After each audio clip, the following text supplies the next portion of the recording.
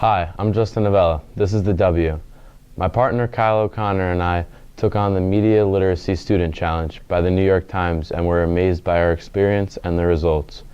The New York Times invited students to explore their own relationship with news by analyzing their daily news diets and then changing them after realizing what was missing.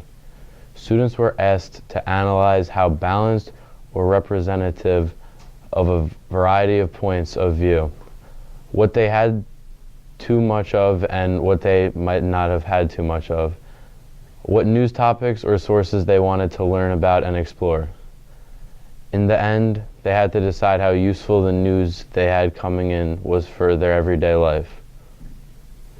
With allegations of fake news becoming the norm after the 2016 election and the rise of social media, how prominent is fake news? We found the proliferation of fake news is not as predominant as we were led to believe, as large social media sites such as Twitter and Facebook have made an effort to eliminate unverifiable news. Unfortunately, I think we live in an era where information is so widely dispersed and debated on among different groups of people that we cannot know for certain what is true or not. The President of the United States regards our biggest media institutions as being fake and untrue. Who can we trust? See, if you really read between the lines to understand the political swaying of a news source. If the source is usually reliable, like Times and ABC News and stuff like that. Well, you got to look at the source it's coming from.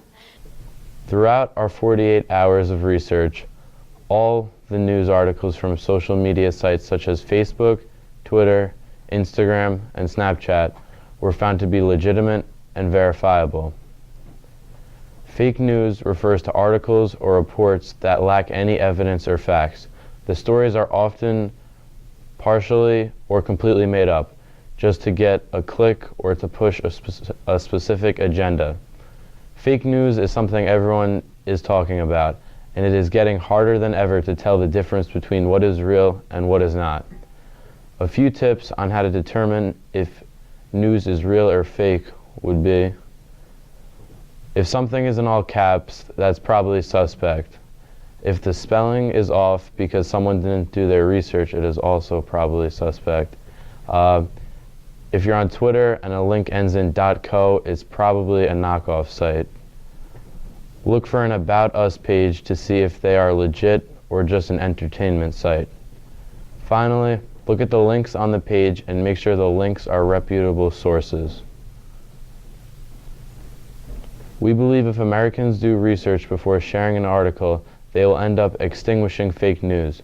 The reader can use a helpful site like Snopes.com to verify information, as well as just seeing if there are more articles on this topic.